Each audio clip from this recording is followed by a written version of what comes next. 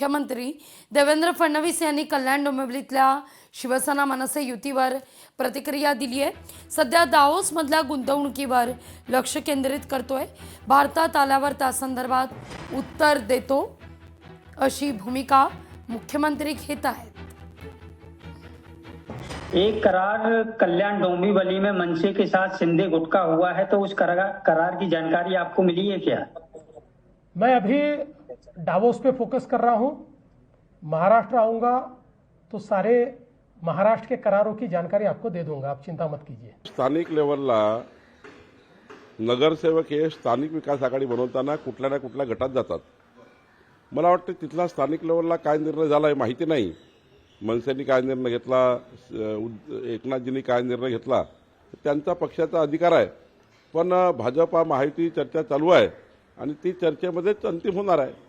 त्यामुळं त्या मनसेने त्यांना पाठिंबा दिला का नाही दिला काय ते चर्चा होऊनच होणार आहे। माननीय मुख्यमंत्री विदेशातून आल्यानंतर ती बैठक होणारच आहे, कारण अनेक ठिकाणी महायुती होणार आहे। राज ठाकरेंचा आम्हाला नेहमीच पाठिंबा असतो।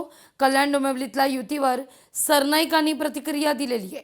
मुंबईत तसंच इतर पालिकेत पाठिंबा मिळाला तर आश्चर्य वाटायला नको असं प्रताप सरनाईक म्हणतात।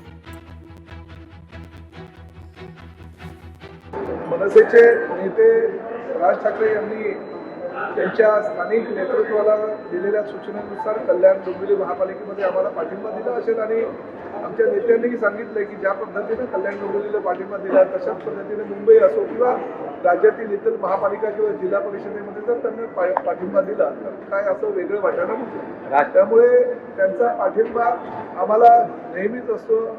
गेल्या 8 वर्षापूर्वी झालेल्या ठाणे महापालिकेच्या निवडणुकीमध्ये सुद्धा मनसेच्या प्रमुखांनी आम्हाला पाठिंबा दिलाच होता।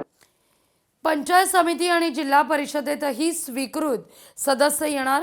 मंत्री चंद्रशेखर बावनकुळे यांचं मुख्यमंत्र्यांना पत्र आहे। जिल्हा परिषदेत 10 सदस्यांमागे 1 स्वीकृत सदस्य असतील असं म्हटलं जात आहे। महानगरपालिका नगरपालिकेत स्वीकृत सदस्य आहेत, त्याचप्रमाणे जिल्हा परिषदेमध्ये सुद्धा स्वीकृत सदस्य असले पाहिजे। पंचायत समितीमध्ये स्वीकृत सदस्य असले पाहिजे, कोऑप मेंबर असले पाहिजे।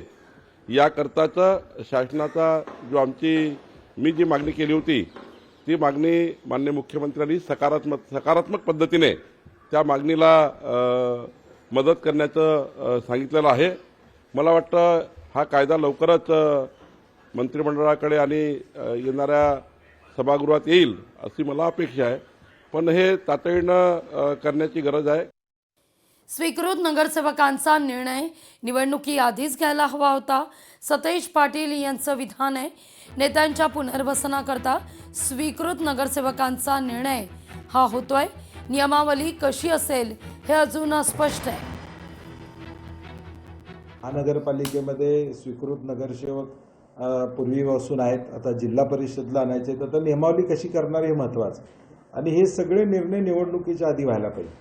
आता निवडणुकीनंतर मग निर्णय घेणार का, त्यातले 2 मुद्दे आहेत। हे गव्हर्नमेंट अपॉइंट करणार का महानगरपालिकेप्रमाणे ज्यांची सदस्य संख्या आहे त्याच्या रेशोप्रमाणे ते लोक जाणार, हा निर्णय होता। आणि माझी विनंती आहे सरकारला की आपण स्वीकृतचा जो निर्णय घेतो तो कशासाठी घेतो, ज्याला निवडणूक न लढवता त्या व्यवस्थेमध्ये योगदान देता आलं पाहिजे अशासाठी।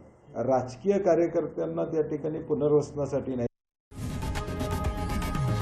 लोकशाही मराठी ऐका, पहा, जागरूक रहा।